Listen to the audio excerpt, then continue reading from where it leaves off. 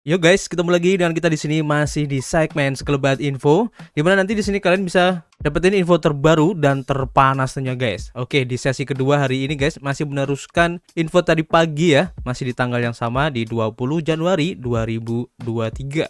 Di pukul 17 lebih 18 menit guys, untuk keadaan global crypto market cap hari ini mengalami penurunan ya kalau kita bandingkan dengan tadi pagi guys. Dimana untuk kenaikannya cukup tipis banget guys di 0,83% ya. Begitu juga dengan Bitcoin, bisa kita lihat di sini untuk kenaikan dalam waktu 24 jam sepertinya merah guys ya. Dimana memang tipis banget ya di 0,008%. Kemudian untuk Ethereum masih lumayan hijau ya, tipis juga di 0,66%. Dan rata-rata kalau kita lihat di sini hampir semuanya mengikuti pergerakan dari Bitcoin guys. Jadi pergerakannya itu tipis di antara merah dan hijau. Kalian bisa cek sendiri nanti ya. Dan belum ada pergerakan yang cukup signifikan ya di sini kalau kita lihat. Kemudian kalau kita langsung cek ya bagaimana pergerakan harga dari Bitcoin seperti yang terlihat dalam chartnya, kita bisa lihat di sini keadaannya masih tidak terlalu baik kalau kita bandingkan dengan tadi pagi ya. Padahal tadi pagi sempat setelah pergantian candle itu hijau, tapi sekarang merah ya, karena masih tertahan di area resisten di area ungu ini guys. Dan nanti kita akan coba update lagi ya pergerakan dari harga Bitcoin ini karena cukup menarik untuk diikuti guys. Menyusul untuk informasi meeting FOMC yang kira-kira akan rilis di tanggal, kalau nggak tinggal 30 Januari ya, di tanggal 1 Februari guys. Oke, kita akan nantikan dan kita langsung saja ya menuju ke informasi yang pertama guys. Kita lansir dari harian Cointelegraph guys, dan di sini diinformasikan bahwa crypto lender Genesis ya, atau platform peminjaman kripto yaitu Genesis, ini mengajukan kebangkrutan chapter 11 guys. Seperti yang sudah kita informasikan sebelumnya ya, bahwa Genesis ini akan segera melaporkan untuk kebangkrutannya kira-kira minggu ini, tapi tidak lama guys. Ternyata hari ini guys, setelah kemarin kita informasikan, hari ini akhirnya Genesis melaporkan bahwa mereka sudah mengajukan chapter 11 ya untuk kebangkrutannya guys. Jadi pemberi pinjaman kripto Genesis Global telah menjadi perusahaan terbaru yang menyerah setelah runtuhnya FTX kemarin guys, mengajukan perlindungan kebangkrutan untuk chapter 11 di New York. Pemberi pinjaman cryptocurrency Genesis ini ya telah mengajukan kebangkrutan bab 11 di distrik selatan New York. Perusahaan tersebut memiliki perkiraan kewajiban sebesar 1 miliar dolar ya hingga 10 miliar dolar dan aset dalam kisaran yang sama menurut pengajuan 19 Januari kemarin. Laporan-laporan sebelumnya menyatakan bahwa perusahaan ini telah mempertimbangkan untuk mengajukan perlindungan kebangkrutan jika tidak dapat meningkatkan modal untuk membendung krisis likuiditasnya. Dalam siaran pers pada 19 Januari, Genesis menyatakan telah terlibat dalam diskusi dengan para penasehatnya kepada para kreditor dan induk perusahaan Digital Currency Group atau DCG untuk mengevaluasi jalur yang paling efektif untuk mempertahankan aset dan memajukan bisnis. Genesis sekarang telah memulai proses restrukturisasi yang diawasi oleh pengadilan untuk mengajukan diskusi ini. Rencana chapter 11 ini ya, perusahaan melihat bahwa perusahaan sedang mempertimbangkan proses jalur ganda yang mengejar penjualan, peningkatan modal, dan atau transaksi ekuitisasi guys, yang tampaknya akan memungkinkan bisnis muncul di bawah kepemilikan baru. Bisnis derivatif, perdagangan spot, broker, dan dealer, dan kustodian Genesis tidak termasuk dalam proses chapter 11 ini dan akan terus beroperasi menurut perusahaan. Perusahaan ini juga mengklaim ya memiliki lebih dari 150 juta US dollar ya uang tunai yang diyakini akan menyediakan likuiditas yang cukup untuk mendukung operasi bisnis yang sedang berlangsung dan memfasilitasi proses restrukturisasi ini guys. Proses restrukturisasi akan dipimpin oleh komite khusus independen dari Dewan Direksi Perusahaan, dan Genesis mengatakan bahwa proses ini bertujuan untuk memberikan hasil yang optimal bagi klien Genesis dan pengguna Gemini Earn. Perusahaan menangguhkan penarikan dari platformnya pada November 2022 ya, di tengah gejolak pasar yang disebabkan oleh runtuhnya FTX. Langkah ini berdampak pada pengguna Gemini Earn sebagai produk yang menghasilkan imbal hasil ya bagi pengguna bursa mata uang kripto Gemini yang dikelola oleh Genesis. Salah satu pendiri dari Gemini atau Gemini ini ya, yaitu Cameron Winklevoss, mentweet bahwa kebangkrutan tersebut merupakan langkah yang penting ya bagi para pengguna Gemini untuk memulihkan aset mereka, tetapi mengklaim bahwa DCG dan CEO-nya yaitu Barry Silbert terus menolak menawarkan kesepakatan yang adil kepada para kreditor dan mengancam akan mengajukan gugatan kecuali Barry dan DCG ini sadar. Genesis dan Gemini menghadapi tuntutan dari Komisi Sekuritas dan Bursa Amerika Serikat ya, atau SEC, karena diduga menawarkan sekuritas yang tidak terdaftar guys melalui program earningnya. Kekhawatiran memuncak pada perusahaan induk Genesis yaitu DCG karena mungkin harus menjual sebagian dari portofolio modal Ventura senilai 500 juta dolar untuk mengimbangi kewajiban dari Genesis ini guys. Pada 17 Januari, DCG menghentikan pembayaran dividen dalam sebuah langkah yang bertujuan untuk mengurangi biaya operasional dan menjaga likuiditas. Penjualan outlet media kripto CoinDesk juga dilaporkan sedang ditimbang yang dapat menghasilkan DCG sekitar 200 juta US dollar guys. Jadi akhirnya ya Genesis ini mengajukan kebangkrutannya guys sebagai efek dari runtuhnya FTX kemarin, dan ini merupakan salah satu dari sederet platform ya yang telah mengalami imbas atau efek dari kejatuhan FTX kemarin ini. Dan kita doakan aja ya semoga ini adalah yang terakhir, jangan sampai ada lagi guys karena ini sangat berbahaya banget khususnya untuk industri kripto tentunya ya. Dan kita doakan juga supaya permasalahan ataupun persidangan dari FTX ini akan segera berakhir guys, dan segera akan ada jalan keluarnya ya bagi mereka yang mungkin mengalami kerugian ya pada saat collapse-nya FTX kemarin ini guys. Oke, kita doakan aja. Dan kita langsung menuju ke informasi berikutnya. Dan ini masih berhubungan ya dengan Genesis ini guys, seperti yang dilaporkan dari cryptoslate.com. Dan di sini diinformasikan bahwa spot dari Bitcoin senilai 200 juta dolar ya ini kembali memasuki bursa di Binance setelah berita kebangkrutan dari Genesis ini guys. Jadi volatilitas pasar ini datang dari Binance sebagai akibat dari pembelian dan penarikan Bitcoin dalam jumlah yang besar. Perincian aliran bersih koin yang masuk dan keluar bursa berdasarkan nilai USD dari transaksi. Nah, kalian bisa lihat ya dari grafik di sini guys. Ini adalah net transfer untuk volume baik keluar ataupun masuk ya ke exchange Binance, yang diambil datanya tuh dari Glassnode seperti yang kalian lihat di sini ya. Ini menarik banget. Jadi dalam perincian ini untuk aliran bersih koin yang masuk ataupun yang keluar dari bursa itu berdasarkan nilai USD ya dari transaksi. Kemudian juga 200 juta Bitcoin ya kalau kalian lihat di sini kembali ke Binance guys pada 20 Januari hari ini. Jumlah yang sama dengan 13 Januari yang membawa Bitcoin lebih dari 21.000 dolar guys. Transfer ini terutama bersifat institusional tentunya ya, karena nilainya lebih dari 10 juta dolar. Dan dengan Genesis yang mengajukan kebangkrutan ini, maka sangat mengembirakan ya melihat Bitcoin bertahan di atas 20.000 dolar guys. Transfer substansial ini ya datang dari Binance yang memicu volatilitas pasar guys. Ini bagus banget guys.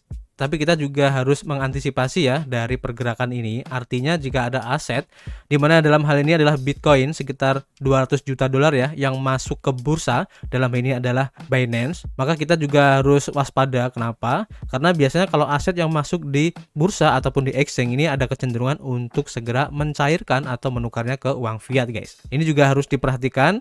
Mungkin maksud dari investor ini ya memasukkan Bitcoin mereka ke Binance ya istilahnya kayak berjaga-jaga gitu guys. Kalau memang benar-benar nanti terjadi sesuatu yang tidak diinginkan, dan mereka bisa secara cepat untuk bisa mencairkan atau menukarkan aset mereka ke uang fiat guys. Jadi kita harus memperhatikan ini juga. Kemudian selanjutnya untuk informasinya kita lansir dari The Block ya. Dan di sini diinformasikan guys bahwa platform 1inch atau jaringan 1inch ini ya memasuki bisnis dompet perangkat keras guys. Nah, ini menarik ya. Jadi agregator bursa terdesentralisasi 1inch Network ini telah mengembangkan dompet perangkat keras yang bertujuan untuk menyediakan perangkat yang aman bagi pengguna kripto untuk menyimpan aset mereka guys. Jadi istilahnya 1inch ini mengeluarkan produk ya berupa cold wallet ataupun wallet yang berupa hardware ya, seperti halnya Trezor dan teman-temannya. Ini menarik banget. Jadi nanti ya dompet perangkat keras ini akan menjadi perangkat fisik yang diklaim menawarkan cara yang aman untuk menyimpan kunci pribadi pengguna secara offline. Dompet ini hadir bersamaan dengan dompet berbasis web 1inch yang sudah ada. Dompet perangkat keras dari 1inch ini ya sedang menjalani tahap akhir untuk pengembangan dan pengujian sebelum dirilis untuk dijual akhir tahun ini guys. Kata 1inch dalam sebuah pernyataan yang dibagikan dengan The Block. Setelah diluncurkan, ini akan bersaing ya dengan pemain yang lebih besar di ceruk dompet perangkat keras ini seperti Ledger dan juga Trezor guys. Langkah ini menunjukkan upaya project untuk mendiversifikasikan bisnisnya. Dan tim dari 1inch ini mencatat karena jaringan 1inch sangat ingin memperluas ekosistemnya khususnya untuk produknya ya dan projectnya, inilah dompet perangkat keras 1inch dan solusi mutakhir untuk penyimpanan kripto dingin atau cold wallet guys. Ini menarik ya. Dompet perangkat keras atau wallet hardware ini yang didukung oleh 1inch Foundation akan memiliki layar sentuh 2,7 inch guys, dan dompet ini akan menjadi perangkat nirkabel dan berjalan dengan baterai yang dapat diisi ulang, dan pengguna dapat menandatangani transaksi secara nirkabel menggunakan kode QR atau teknologi NFC. 1inch adalah agregator bursa terdesentralisasi terbesar berdasarkan volume harian. Proyek ini memungkinkan para pedagang mengakses likuiditas dari beberapa bursa terdesentralisasi untuk menukar token dari dalam satu platform. Proyek ini memproses lebih dari 1,8 miliar dolar volume perdagangan dalam seminggu terakhir saja, guys. Kemudian pertanyaannya, apa sih hardware wallet itu? Jadi dompet perangkat keras ini menjadi semakin populer ya untuk menyimpan aset mata uang kripto dengan aman. Walaupun dompet berbasis web memberikan kenyamanan, namun ada risiko peretasan, guys.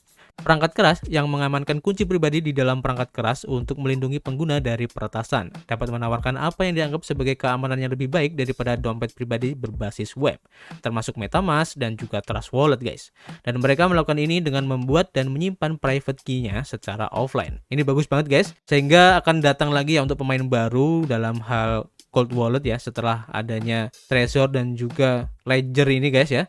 Tapi sebenarnya juga ada pemain-pemain yang baru, kita sudah bahas di video-video kita yang lalu ya. Kalian bisa cek aja video kita. Contohnya kayak Elipal, ini juga salah satu contoh dari cold wallet yang bisa kalian manfaatkan, dan sistemnya itu kalau nggak salah mungkin akan mirip seperti yang akan diluncurkan oleh OneInch ini, dimana untuk transaksinya itu akan menggunakan kode QR yang digunakan sebagai verifikasinya, guys. Ini menarik banget. Kemudian kita lanjut untuk informasi yang terakhir ya, datang dari News BTC, guys. Dan di sini diinformasikan bahwa nilai hash dari Bitcoin mendekati level tertinggi ya sepanjang masa, meskipun kesulitan untuk penambangan ini meningkat. Nah, ini menarik. Jadi nilai hash dari Bitcoin ini sedang tren mendekati level tertinggi sepanjang masanya, guys. Berdasarkan data on-chain pada tanggal 20 Januari 2023. Nilai hash dari Bitcoin di 274 EH per second menurut streaming dari Bitinfo Charts. Jaringan Bitcoin saat ini memiliki tingkat hash 274 EH per second, naik hampir 1% ya dalam 24 jam terakhir. Bahkan pada kecepatan ini, tingkat hash turun dari 16 Januari, guys. Seperti yang terlihat ya dari grafik ini, kalian bisa pelajarin. Tingkat hash adalah ukuran daya komputasi yang didedikasikan ya untuk penambangan Bitcoin.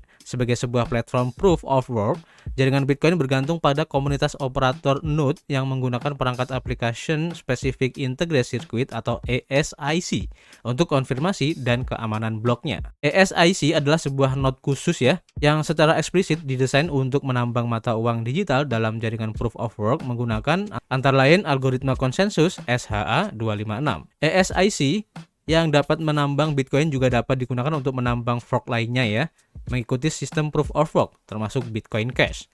Untuk mengonfirmasi sebuah blok, penambang diberi imbalan Bitcoin. Jumlah daya komputasi yang disalurkan ke jaringan Bitcoin seringkali berfluktuasi tergantung pada banyaknya faktor ya, termasuk biaya peralatan yang langka dan seringkali dari Bitmain dan harga Bitcoinnya itu sendiri. Dalam beberapa tahun terakhir, produsen chipset yang dipimpin oleh Bitmain telah menyetel peralatan mereka, guys, membuatnya lebih efisien dalam konsumsi daya. Pada saat yang sama, mereka mengemasnya ya dengan lebih banyak daya, guys. Karenanya, ASIC Bitcoin terbaru ini dapat mengeluarkan lebih banyak daya komputasi. Sebagai gambaran, Bitmain Antminer S90XP yang dirilis pada Juli 2022 dapat menghasilkan 140 terahash per second saat menggunakan 3010 watt. Sementara itu, versi yang lebih lama seperti Bitmain Antminer S70 Plus dapat menghasilkan 76 terahash per second dengan menggunakan lebih banyak daya pada 3040 watt. Peningkatan efisiensi yang dibarengi dengan kenaikan harga dapat menjelaskan kenaikan tingkat hash, karena para penambang cenderung menyalakan peralatan mereka saat harga Bitcoin pulih. Tingkat hash mungkin akan meningkat bahkan ke level tertinggi sepanjang masa dalam beberapa bulan ke depan. Hal ini akan terjadi terutama jika harga Bitcoin terus mempertahankan lintasan saat ini, guys. Dan setelah berbulan-bulan berada di posisi terendah pada tahun 2022, Bitcoin tampaknya mencapai titik terendah ya pada November 2022 di posisi 15.300 dolar, guys. Harga sekarang sedang tren di atas 20 ribuan dolar menurut grafik TradingView. Kemudian untuk kesulitan dalam mining ini, guys, akan disesuaikan katanya ya. Tren tingkat hash dan tingkat kesulitan ini berbanding lurus menanggapi kenaikan tingkat hash mendekati level tertinggi ya sepanjang masa, dan jaringan secara otomatis meningkatkan tingkat kesulitan menambang hingga 2 digit menjadi 10,26% pada 16 Januari. Tingkat kesulitan disesuaikan ke atas sebesar 13,55% pada 10 Oktober 2022. Kesulitan menambang Bitcoin berubah tergantung pada tingkat hash. Dengan daya komputasi yang lebih besar, penambang dapat mengekstrak lebih banyak koin dalam waktu 10 menit yang dialokasikan untuk memproduksi blok. Bitcoin memastikan bahwa hal ini tidak akan pernah terjadi dengan meningkatkan tingkat kesulitannya, membuat proses konfirmasi blok menjadi lebih berat dan menghabiskan lebih banyak sumber daya. Dengan cara ini, waktu 10 menit untuk memproduksi blok tetap dipertahankan dan jaringan tetap berfungsi sebagaimana mestinya, terlepas dari investasi yang dilakukan oleh para penambang. Dalam pengamatan mereka, Binance yang juga mengoperasikan kolam penambangannya ya, mengatakan jika harga Bitcoin naik di atas $23.000, maka penambang yang menggunakan penambang yang efisien masih akan menghasilkan keuntungan meskipun ada penyesuaian tingkat kesulitan ke atas, guys. Nah, ini menarik ya, meskipun Bitcoin sekarang bisa dibilang tuh susah ya untuk melakukan penambangan, tapi justru malah hash-nya ini naik, guys. Dan ini membuktikan bahwa optimisme dari para miner ini sudah mulai ada lagi setelah kemarin ada beberapa miner yang menyatakan untuk mematikan miningnya untuk sementara, guys, karena harga Bitcoin yang terus turun ya. Dimana untuk keuntungannya tentu saja akan berkurang ya kalau dibandingkan dengan pengeluarannya, baik dari segi energi, listrik, dan juga perawatan alat-alatnya ya. Dan tampaknya sekarang sudah mulai masuk lagi ya oleh para miner ini untuk mencoba lagi peruntungannya ya di mining Bitcoin ini. Oke, jadi menurut kalian bagaimana, guys? Apakah kalian juga tertarik untuk segera mencoba mining Bitcoin? Kalian bisa tulis ya di kolom komentar. Nanti kita akan ketemu lagi di informasi berikutnya. Peace.